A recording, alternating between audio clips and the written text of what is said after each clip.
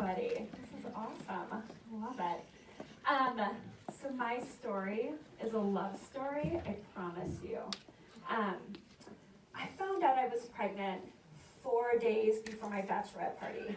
Super fun, right? Yeah, can't wait. It was a shock. And as I told my fiance Mark that night, we sat there in silence, just kind of staring at each other. We had no idea what to say. But we thought, a wedding and a baby, that's a lot at one time, but we can do it. We got it, we're in love. So a month later, we got married and we set off on the road, drove into that sunset, an almost family of 3. We had decided that during my pregnancy, that I would take time off of work and then stay home with our baby after she was born. My one and only job was to prepare for birth. I embraced pregnancy.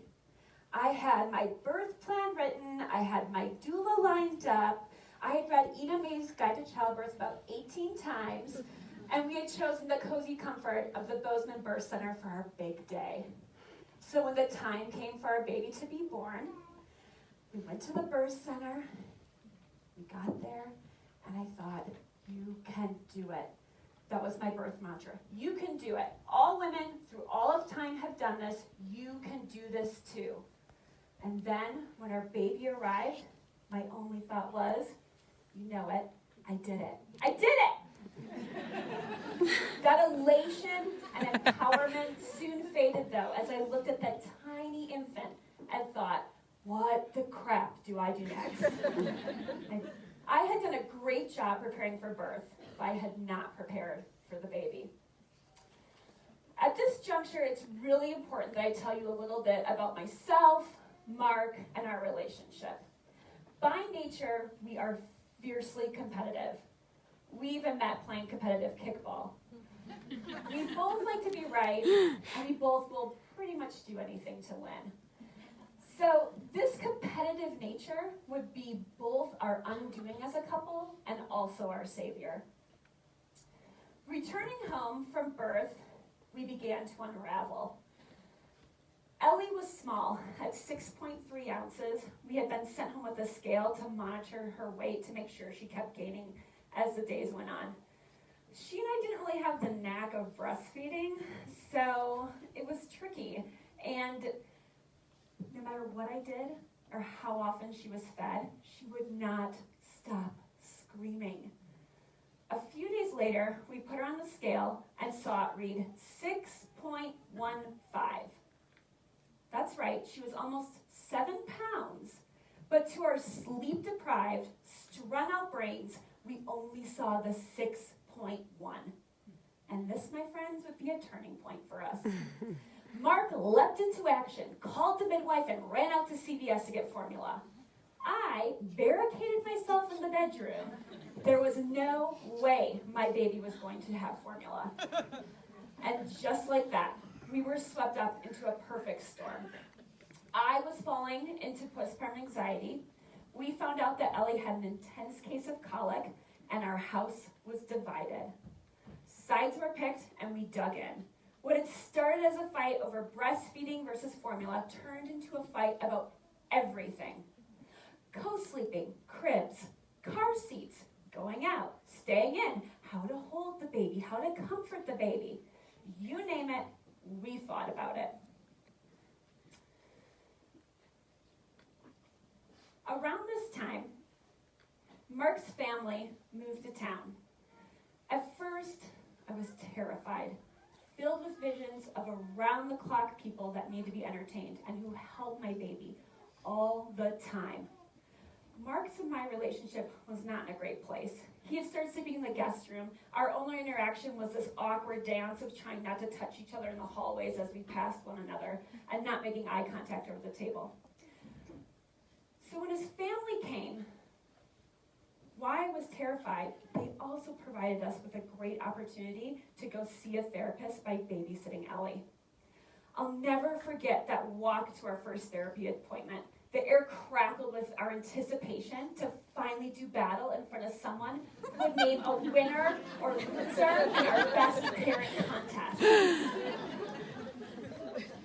However, what we got were some really great tools on how to talk to each other and be vulnerable. We even left that appointment making eye contact again and grasping each other's hands for the first time in a long time. A few months later, tensions were still thick, but we had started to get back to trusting each other. We even started having sex again, a true miracle. When Ellie was about 15 months old, I woke up one morning to the sensation of flaming hot boobs, which could mean only one thing. I was pregnant again. That night, I told Mark over dinner, and his fork and knife clattered to his plate as he rushed around the table to give me a kiss and sweep me up in an embrace that was meant to steady both of us. Our relationship was still on shaky ground, and there we were, back at square one. The difference, though, this time, was that I was going to be prepared not just for birth, but for afterbirth. Firing off a quick email to my therapist, I began to put our support system in place. A few sessions in, I remember being seated on her cozy couch, and I said to her, I'm finally more excited than scared.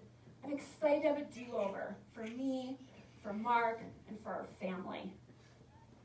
At 18 weeks, we went to the hospital for our ultrasound. As we walked in, the bright morning sunlight was winking at me over the mountains like it knew a secret.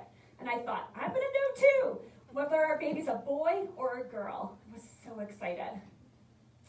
Compared to the bright sunlight, the exam room felt like a cave, tight and cold. It smelled sterile and sharp. I laid down the table, and the tech brought up the picture of our baby on the monitor.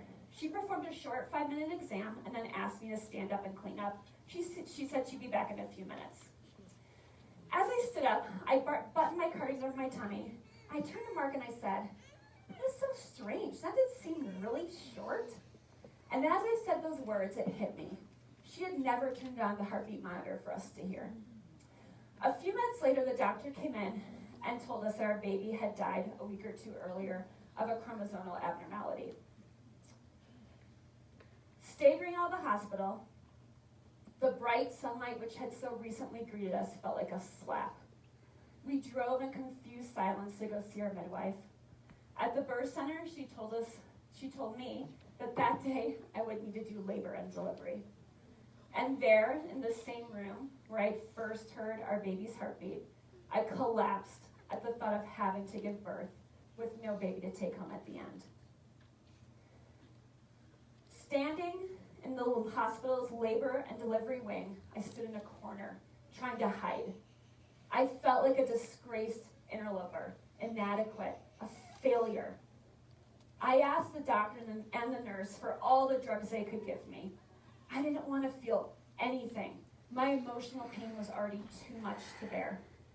I remember at one point turning to Mark and saying, I cannot do this. I cannot, with every fiber in my body, do this.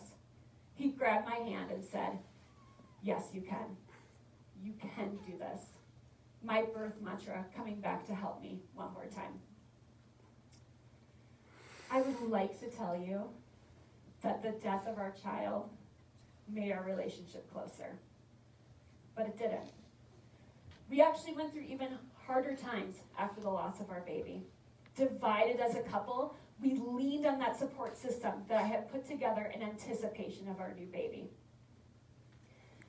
There is a deep, dark woods where the path of sorrow winds.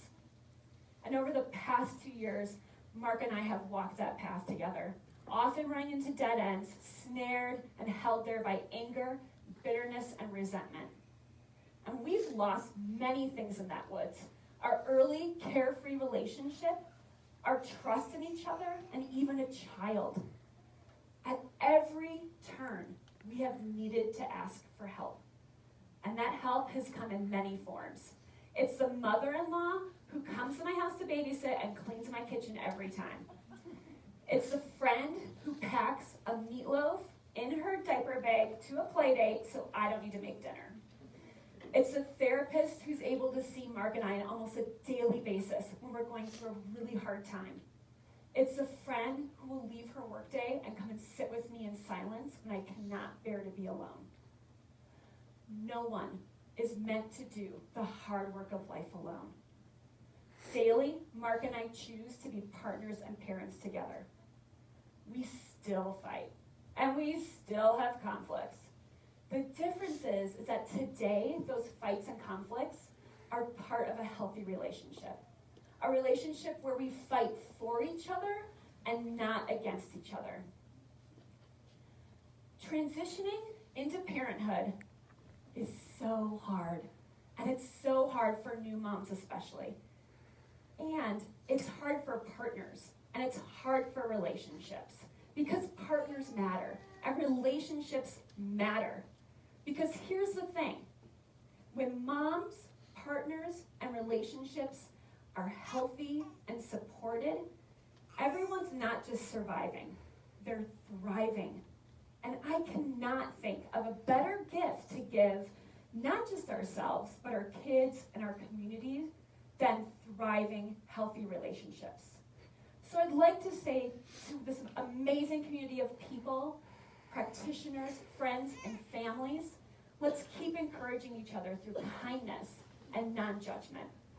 To the new parents out there, or to any parent out there, you are not alone. Being a parent's awesome, but it is also the worst sometimes, frankly. It's horrible. But you're not alone.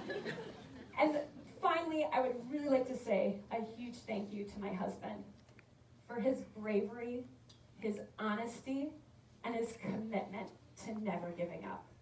Thank you.